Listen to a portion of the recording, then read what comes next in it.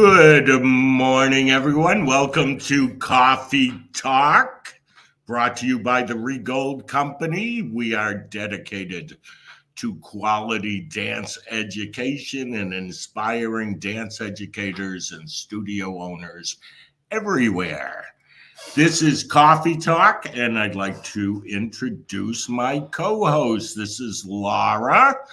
Welcome, Laura. Hey, Ree, how you doing today? I can't complain. I like a good Monday morning, ready to roll for this week. Same. What have you been doing lately? What's exciting? What's exciting? So we have about 3 more weeks that the studio's open, and then we close for a little bit. But I love the month of December. I feel like the kids are so excited. I taught on Saturday and I used all, winter and holiday music, and you could just see all the little pep in their step when they're tapping. And it was just so much fun. So we're just getting excited for the holidays here and got our Christmas tree.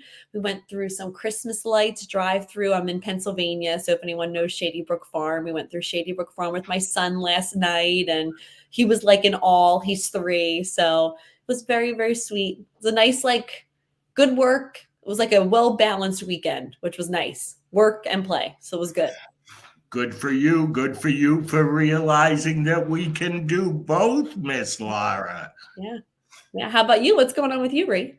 I have been working really hard. I'm excited about some new things that are coming next year and the Regold Company. I am also having sales on weekends with all the different stuff here at the retreat center because I'm preparing for to sell the whole complex here real soon. And I'm excited about that. Can I tell you, I'm very happy and excited for you, but I'm sure some of the other viewers will understand. A little piece of my heart will always be there. That was when I was first introduced to you, was going to the retreat center and going there for studio ownership 101 and jazz dance and tap and how to run a preschool classroom. And I was there, oh my God, probably 5-6 times. It just came up on my memory this summer. It's like back at my happy place and there's your house. It's like, oh my God. This is how I look at it. Since the pandemic, owning this property has been a bit overwhelming. Once this is done and I move on, I want to do retreats again, but in other places around the country. So we'll do it again. But listen, I want to say every time I go to the front of the house, I have some of the best memories in this place. So the 10 years that we did what we did, I think it was 11 actually. I loved every second of it. And it was a dream come true, ready to make some new dreams. Yeah, agreed. I'm excited to see what's to come for you and for all the other retreats. I'm excited. It'll be good to travel around a bit. I love Massachusetts, but I'll go other places. And you love Massachusetts. I'm seeking southern warmth, my friend, is what I'm seeking in my life at this point. But Massachusetts is a great place to visit. Can't wait to visit. So while we're here, I'd love to hear from those that are watching live today. And let's see, Erin Ray is here. Hello, Erin. Somebody who's the retreat center changed their life. How cool is that? Welcome, Candice from Wyoming. Love it. So today, everybody, we have a special guest. His name is Michael Taylor. Choreographer, master teacher, and somebody who I've known since he was a teenager in the early days of running the American Dance Awards, which was known as American Dance Spectrum at the time. We used to go to Portland, Oregon and run our competitions. And there was this little Michael Taylor dancing in those dance competitions. I remember one black sequin jumpsuity kind of thing. I don't know if I'm off. I'll try not to bring that up when you come. But look, here's Derek. Hello, Derek. Nice to see you, my friend. We are going to go. I lost track, guys. Hang on one second. We're going to go to a promotion for the Dance Life Teacher Conference and our summer events, and we'll be back with Michael Taylor.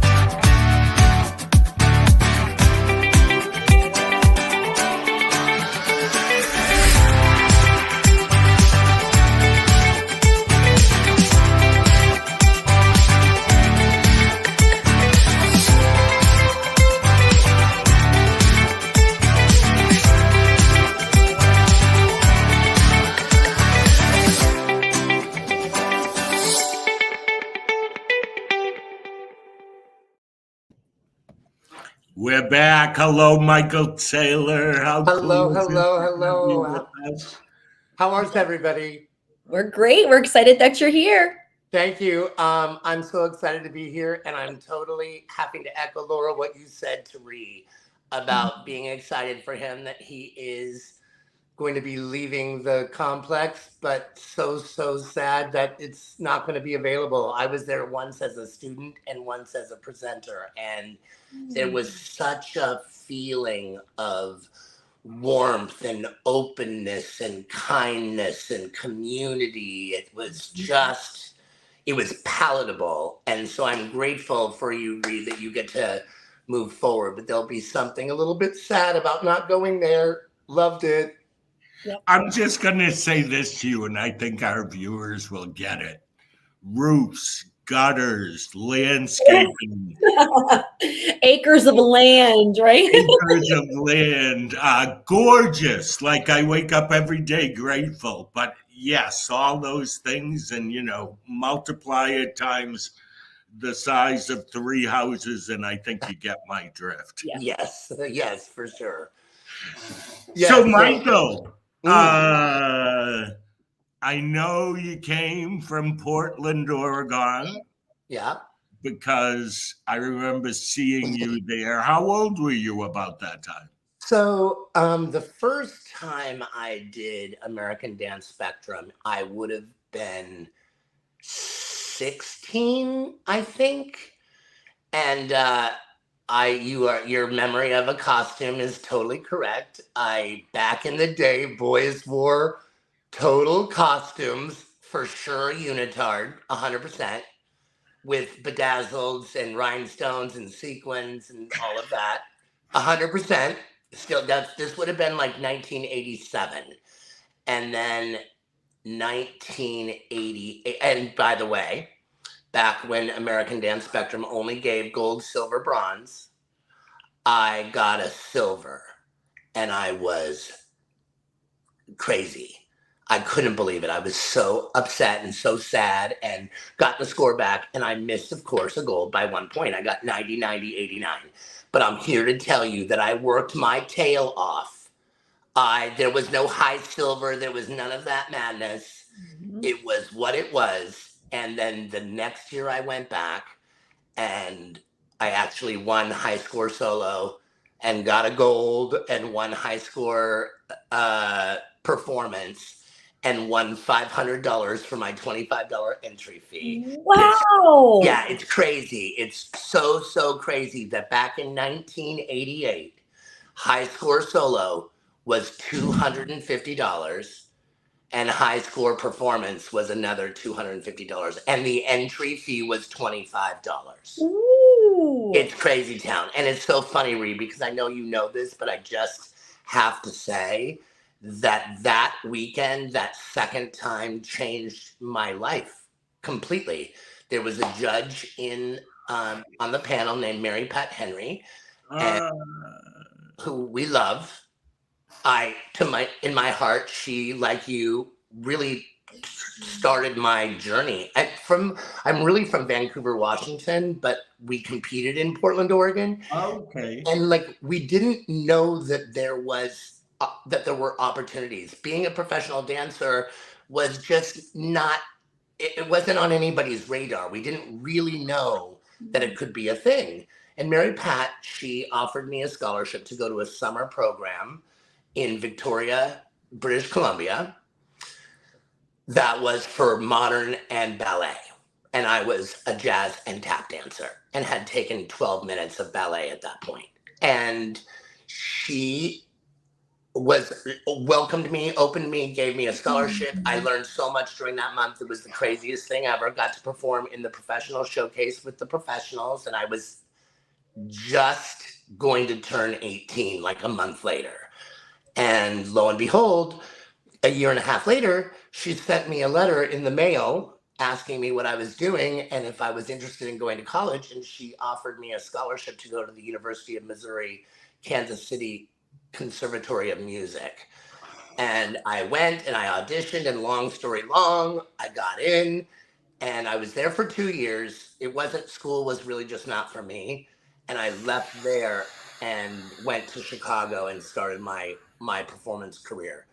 And I'm telling you, it was that 3-minute solo that I did in 1988 at American Dance Spectrum, when you were there and you hosted it and you're the man.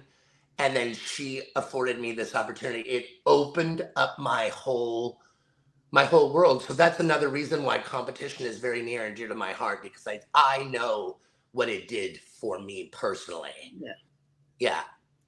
And I feel like that's amazing that you shared that story, because we're heading into the competition season, right? If not, some of us are already in it.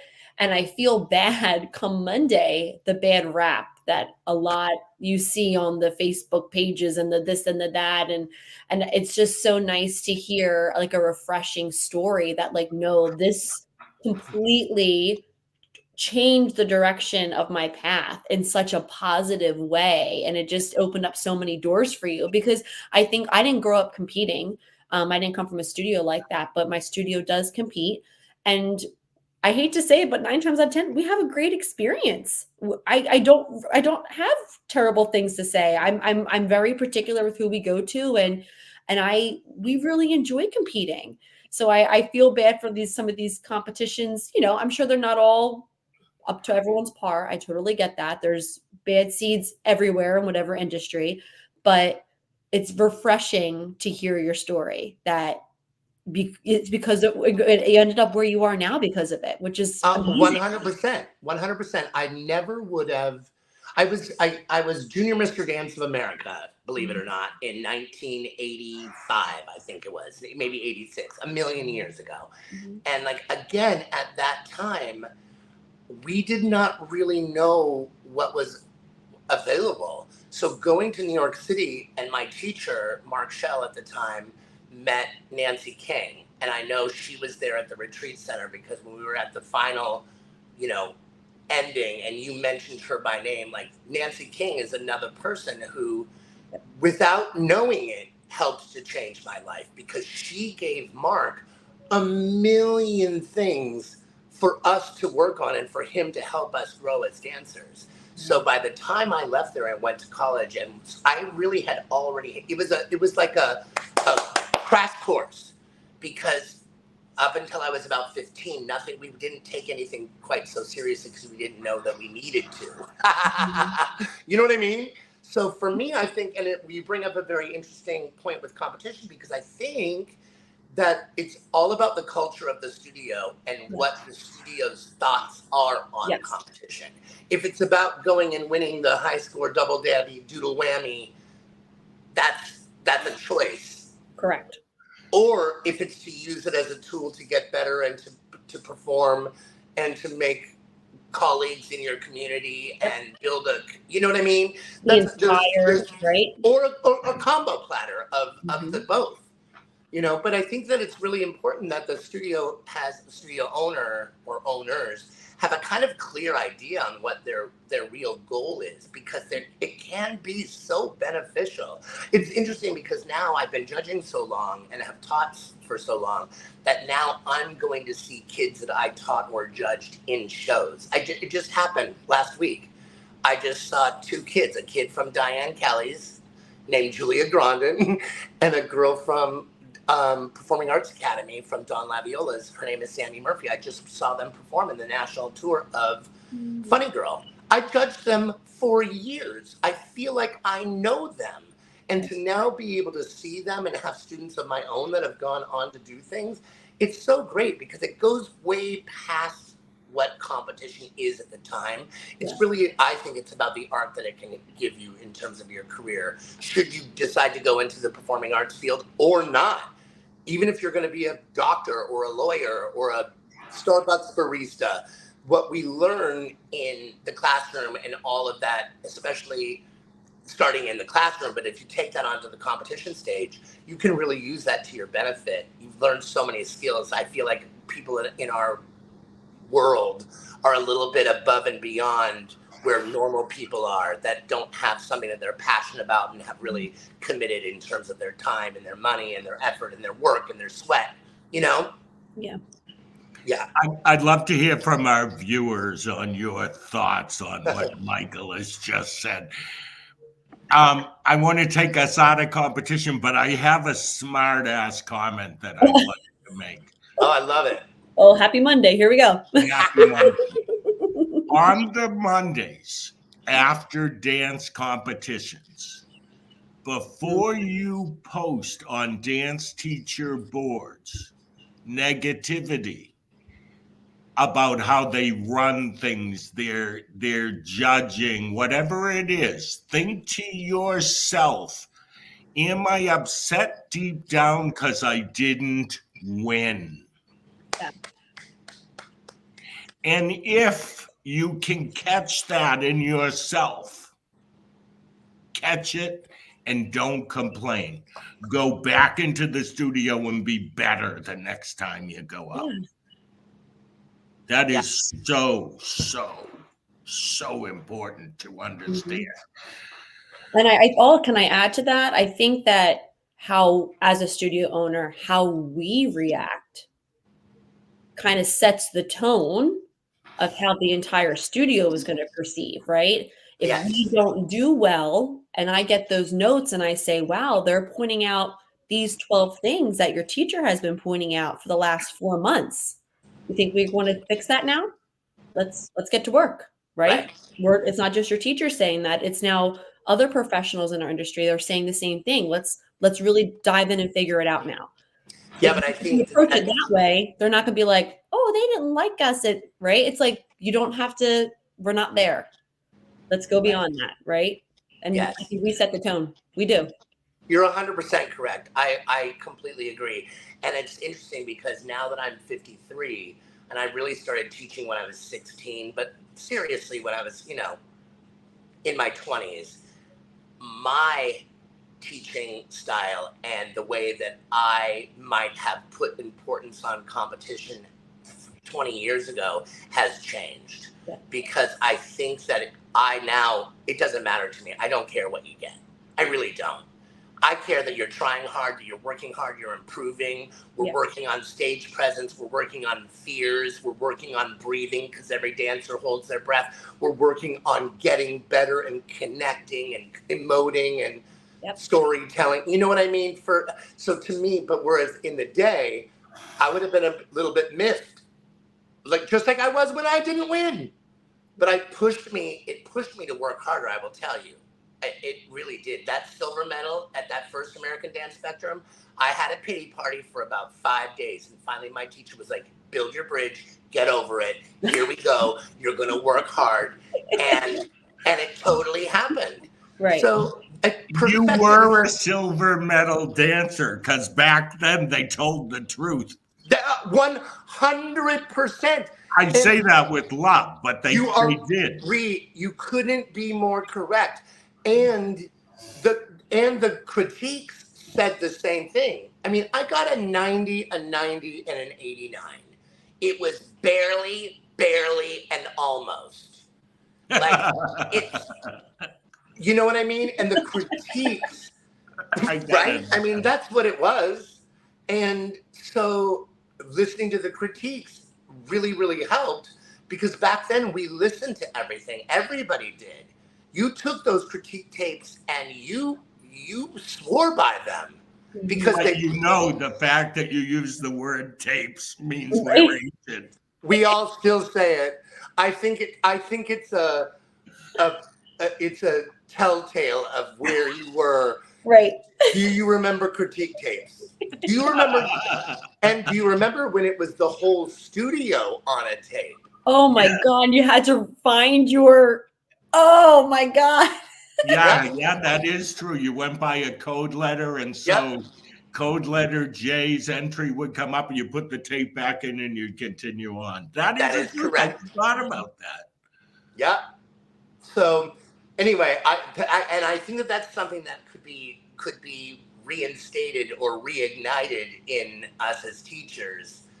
Is that, like, take the critiques for what they are. Now that's assuming you get critiques on your tape. We're honest. I want to talk about other things, but now I have a comment on this. There were less competitions back then. 100%. Less judges needed. Higher standard of judges. Yeah. You're totally correct. You're 100% correct. Saying? Like, you're not always guaranteed a critique that is of the quality or whatever that we would go home with before. That is the best point. I don't think I ever thought of that. You are 100% correct. Absolutely. I think about it all the time. It's and hear this, because we're going here.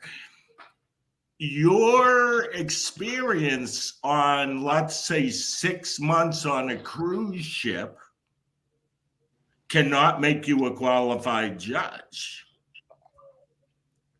That is also correct. Now let's move on. Yep. New topic. Yeah. You get my point. And so what is that point? The point is, it's a different world, whether we like it or not. That is correct. And as we get older, we can wish for it to be the way it was, or we can hopefully guide it to what we think it should be as best as we can. So well said. We're not going back. No, we're not going back. Right. Okay. You had a professional career. I know the word Giordano is in there. I know Laura brought up, what was it you were talking about to him earlier that I didn't even know about? The Radio City Spectacular, but the touring one around the country. Tell us about some of that.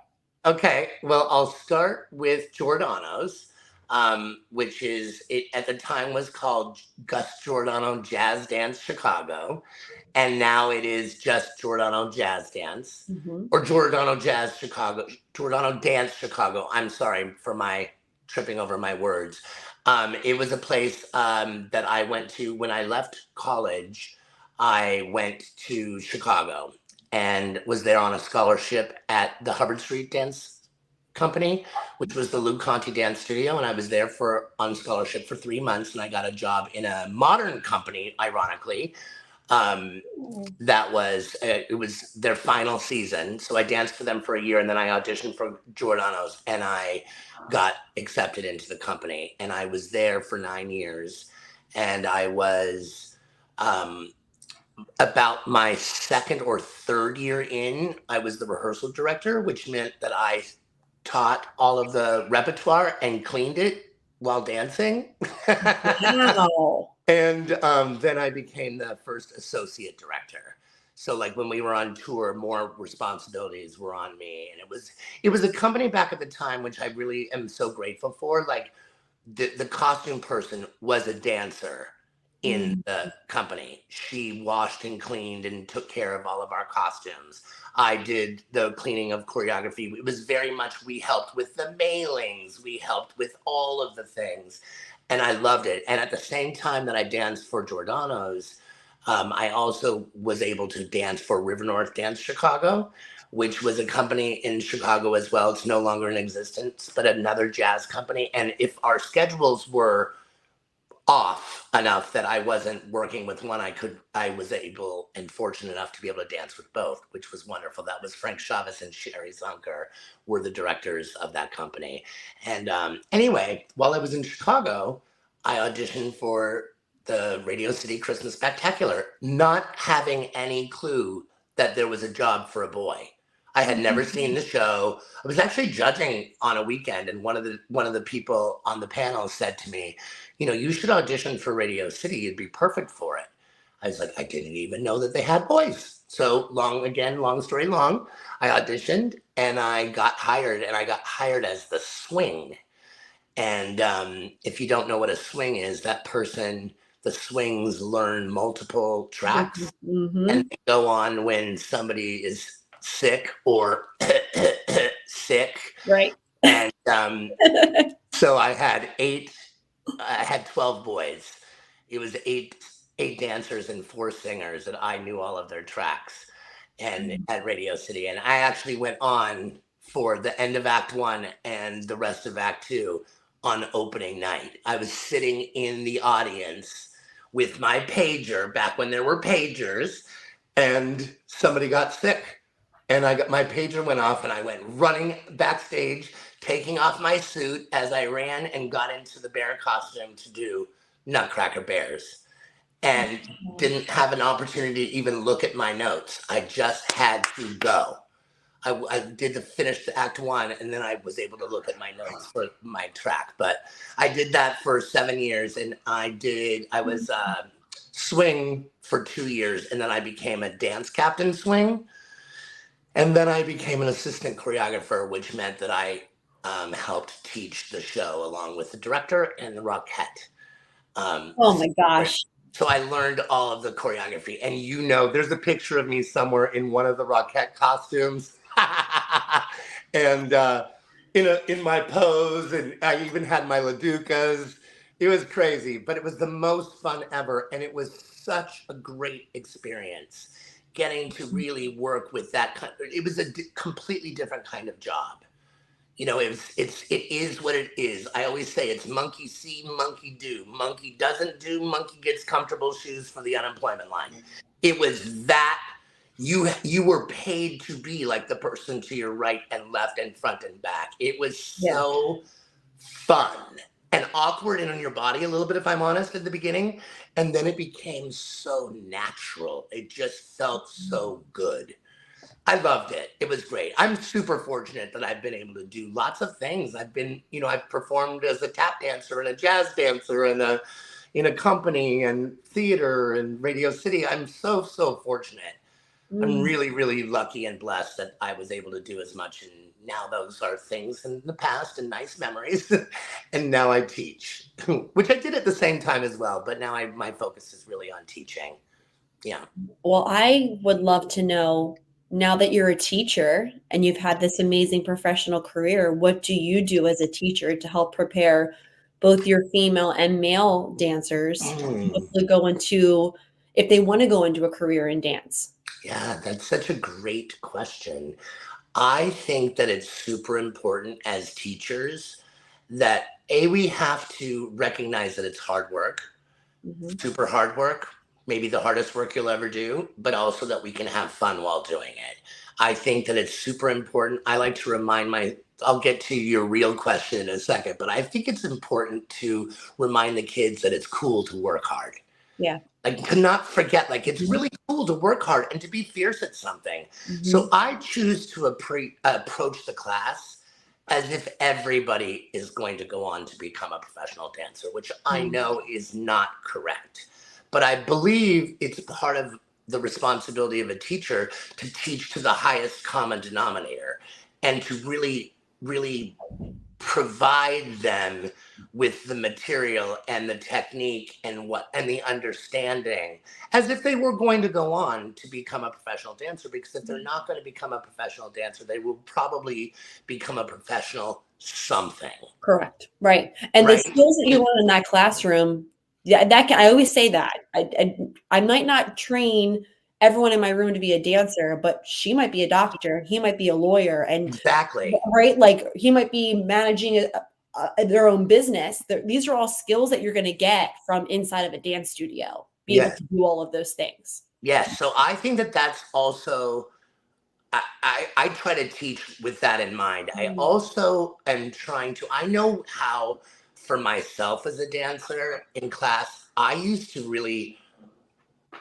be extra hard on myself for making mistakes. And I think most of us did back in our day, because mistakes were often, we might have been humiliated, we might have been made to feel bad, we might have been, made to feel a certain way. and we've all, I think, worked very hard to not do that anymore.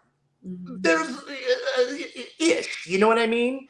And so to be able to like say to the kids, like, it's okay that you made a mistake. It is totally fine.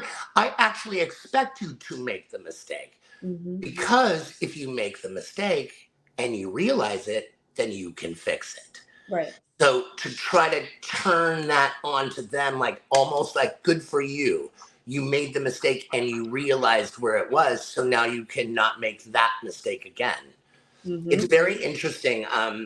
I think back with the teaching thing and back to being at Rees at the retreat center, I went to a ballet seminar for teachers that Ronnie Mahler and Bruce Marks were at. And Ronnie Mahler said something that I thought was very interesting, and I still think of it. That was 2018. And she said for a kid to make a correction, any correction, would take 6 to 9 months.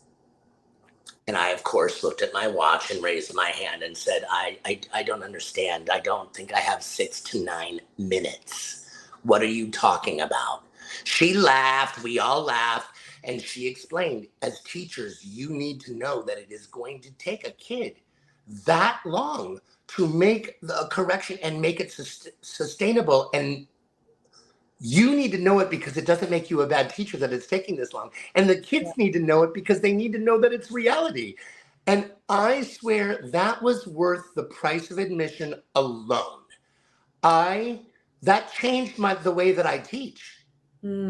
Allowing the kids to take the time that it actually takes, and them then feeling the sense of pride when it is fixed.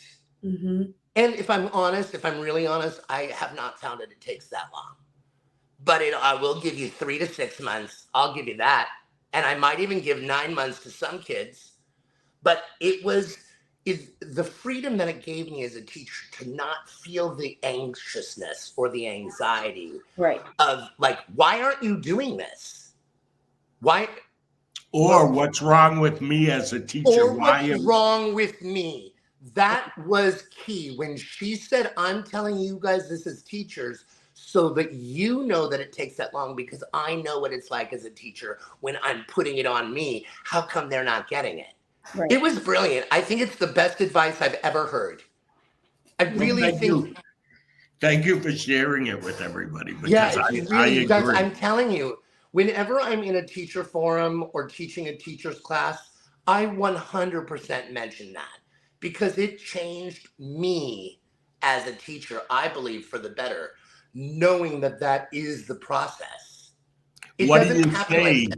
What do you say to the people who say in our society they expect us to move faster?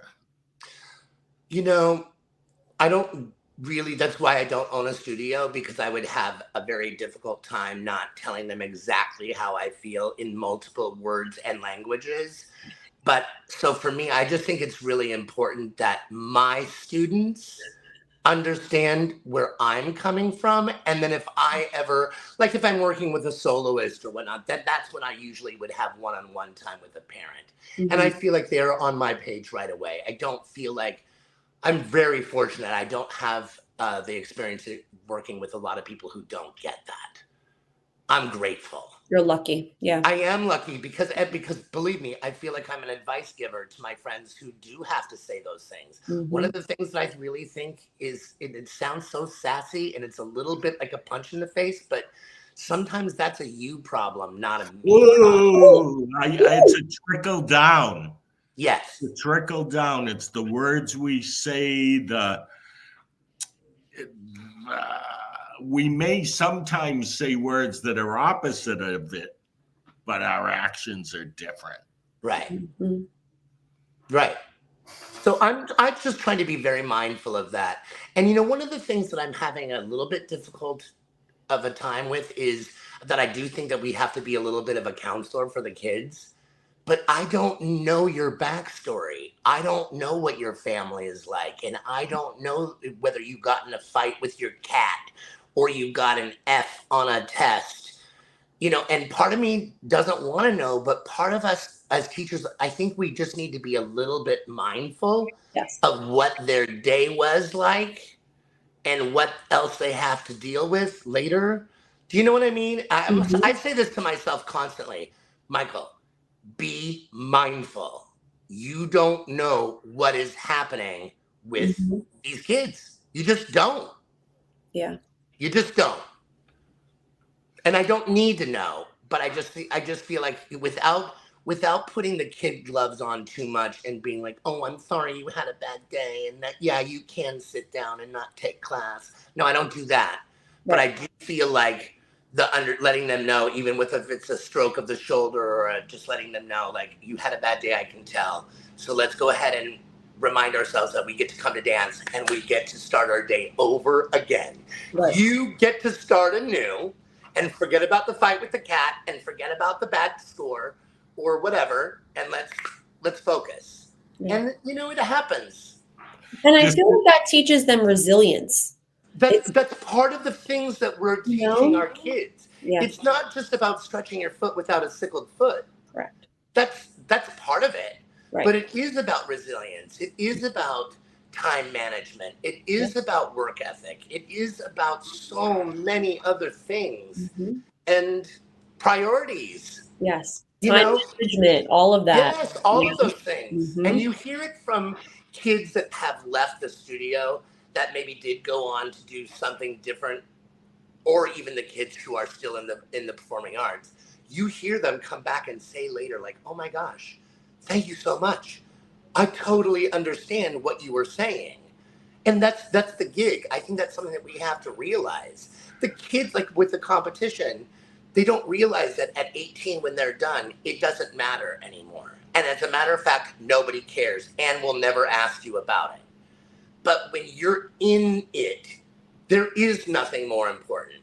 So for us to be able to like let them know in a kind, nice way, your world is going to change and your priorities are going to completely change. So let this be what it is and let it be a stepping block to take you where you're going to go.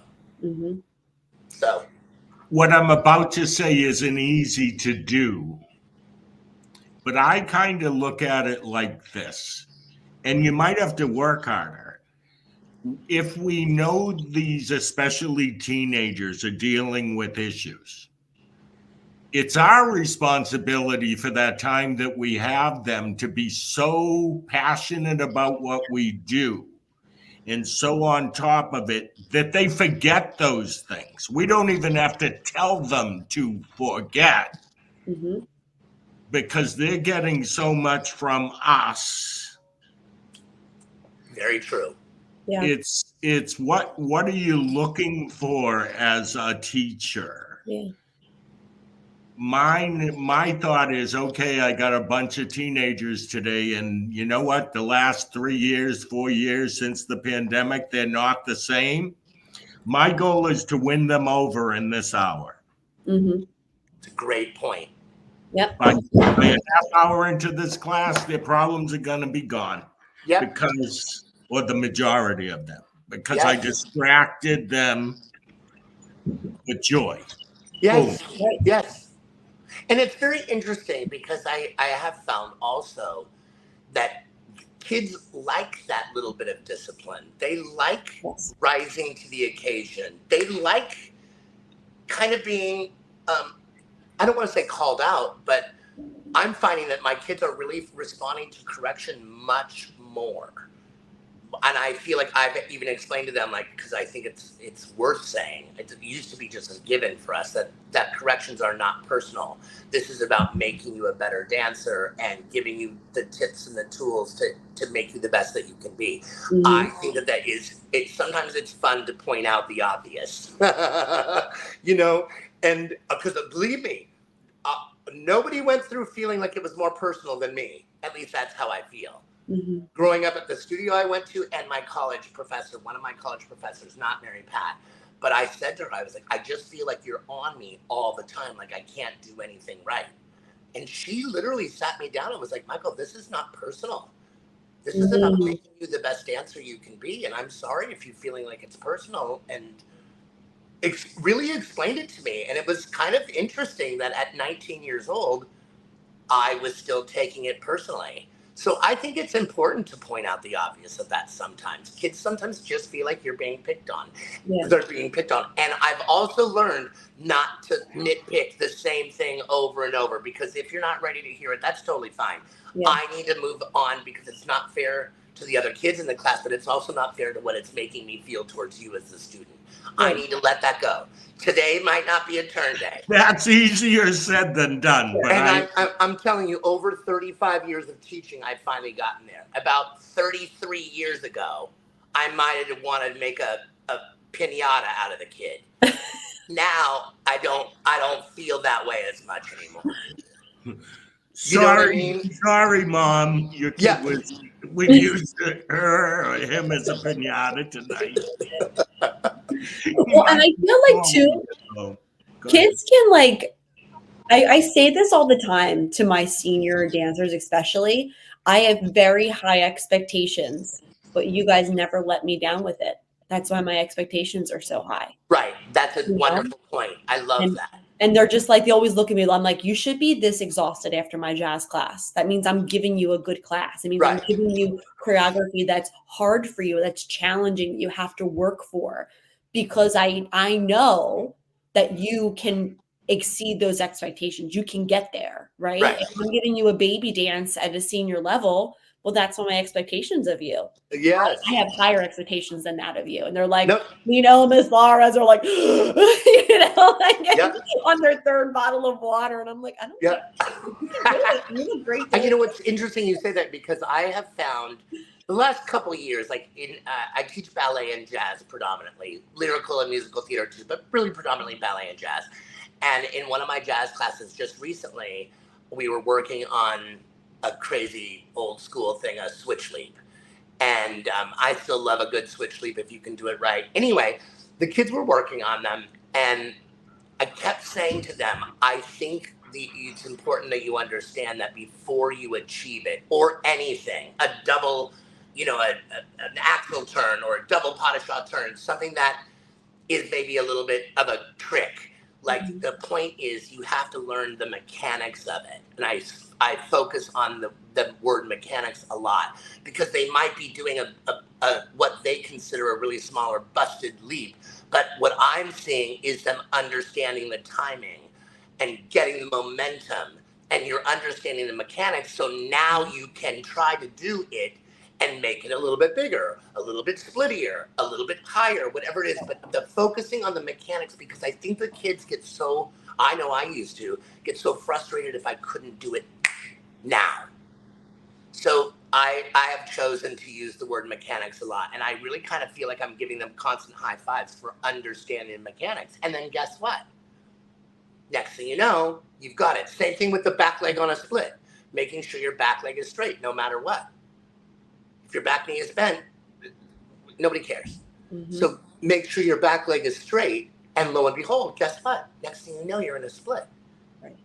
You know, Look how Anyway, smart you have become, my friend. you know, listen, I feel like I really appreciate you saying that because it's interesting now that I turned 53 in September, and I really feel like I have learned a lot, particularly in the last few years, 3 to 5 years, just trying to really have a better understanding of how to get across what we want to get across as teachers. Because I definitely went through, every teacher does. I think you go through the phases of when you used to dance in front of your class until you were dead because you thought that you needed to learn by watching. And then you reach a point where you can't dance like that anymore. And now you're focused on the corrections. And now you're focused on how you can say the same correction 17 different ways to the 17 different learning styles in the room. But I think it is part of the process. It's part of the roadmap for us as teachers. Because believe me, I used to dance. I used to twirl in front of my classes. I wanted them to make sure that they knew that I could do it all. Well, guess what? Turned 40, and that was a distant memory. I need you to tell this to our mutual friend. He may even be watching today, Tim Fournier. Yes. Who's, I don't know, mid-40s, just took over a studio, teaches 6 days a week, and is always dancing full out. And I keep saying, no, Tim, Yep. you have to learn now that you can't be that full-out dancer all the time. And what you will learn, Tim, and all of us, what I learned is now my focus became completely different. My focus went on them and how to help them execute that step, as opposed to feeling like I just needed to show it 17 times. Now, when you can't show it once, let alone 17, I'll throw in a cute entrecote or an entrechise if I have to, but that will be once, and that's it. Whereas I used to dance my full combinations with the kids, but I feel like I got a better understanding of how to be a better teacher by watching them. Yeah. When you can't do, you have to figure it out. You know. I don't do, but I can in my head. I'm still doing 4 pirouettes. Oh. I might chaîner out of them. Right. Correct. I call that chaîner out of it. I call it a soutenu. It's not a chaîner. It's not a soutenu. It's a soutenu. That's how I choreograph for kids. I say, now, if you fall out, the last one's a chaîner. You know, you prepare for it. Yeah, me too. I just call it a soutenu. It's so funny. I might say that, Michael. Suits. I'll do that across the floor. They suit today out of it. The girls will be like, "What? Yeah. what did you say?" Well, it's funny, like about teaching. Like, I found my turnout muscles about 10 years after I stopped dancing. No joke. And I'm like, how come I could not find this when Look at this. Just had to say, I had a feeling you might be watching. Ah, Tim. Go ahead. I interrupted you. No, I just think that it's funny because like I found my turnout muscles years after dancing, but now I feel like I have a better understanding of them and a better way of explaining them to the kids, talking about it, talking about how to use it. I did not have that until I was, like I said, it was really like maybe 7 years after I stopped dancing. All of a sudden I was like, oh, there they are. There's that what feels like an iPhone cord inside my inner thigh. Yeah. Too bad I didn't know about you 10 years ago.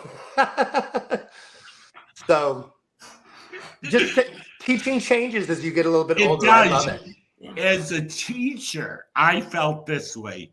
My technique was far better overall than it was while I was dancing. 100% agree. Teach your awareness in repetition of teaching actually turns into you. Right.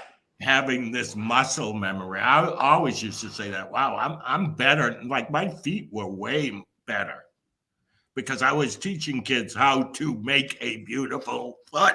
Yes, exactly. The repetition. And it's funny because I find that a lot with like assistants. I don't have a lot of assistants with me, or I don't use them often in my own studios. It happens more when I travel.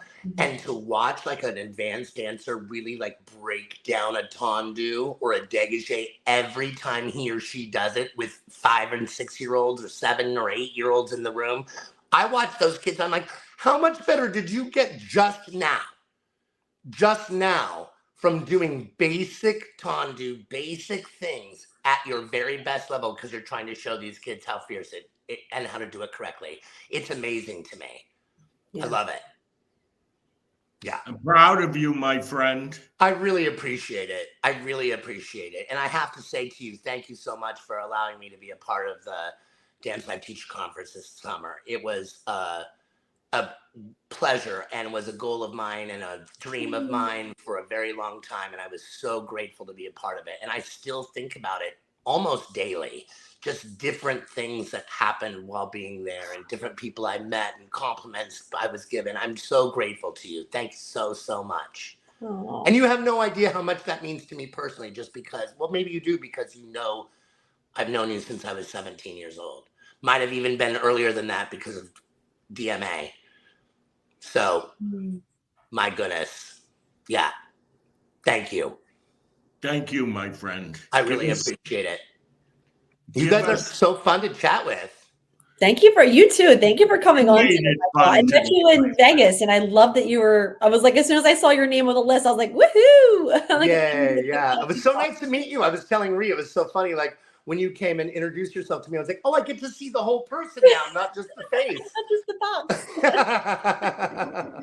And that was the other thing that Rhea, your people, your staff, one nicer than the next, one more helpful than the next.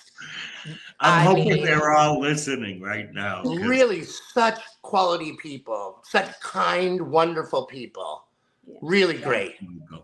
Yeah, congratulations. It's a big deal. Thanks. You're welcome. Got some final closing words of wisdom for us, Michael? Oh, I just want everybody to find the joy in it. Find the joy in dance, especially right now. The world is rough. TV is a mess. The news is crazy town. Like, let's find perspective and really find the joy in dance. We're going to the competition season with a open mind and an open heart, and let it be about learning and growing and performing and making friends and stepping stones. You know, it's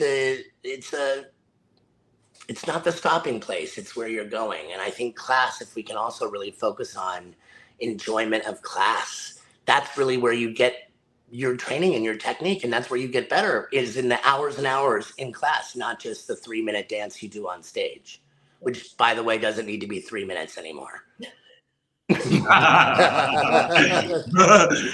do a show called, by the way, it doesn't need to be 3 minutes anymore. Reed, do you remember back in the day when our solos, it was either 2 minutes and 50 seconds or 2 minutes and 55 seconds, and the teacher choreographer would take it as close to the end? Yeah. Right. Come on. You want to know, I'm going to tell you a story. It's going to close here. And I've never revealed this ever. Remember speed control at the competitions? Yes. Okay. So we would put someone's tape in and the teacher would come running up and we'd adjust their speed for them. Okay. If they requested it, we did it. Remember one time going into a city and the speed control was not working. Yet, I would put my hand on the button and I'd start to turn it a little and they'd go, perfect. Oh my God.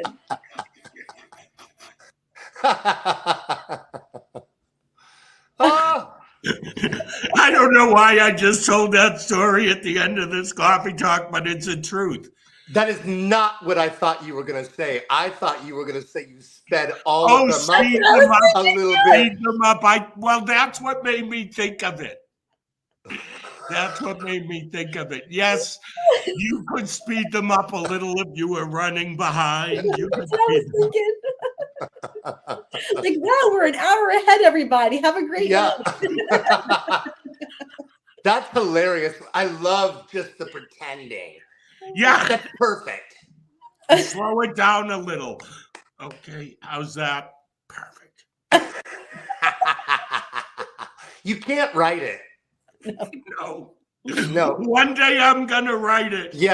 But I have to wait till all the characters don't care anymore. Yeah, exactly. Exactly. Okay, this was a blast. We'll Yes. see everybody in a couple weeks with another coffee talk. Thank you, Laura. Thank you. Thank you, Michael. Enjoy the journey, friends. Thank you both.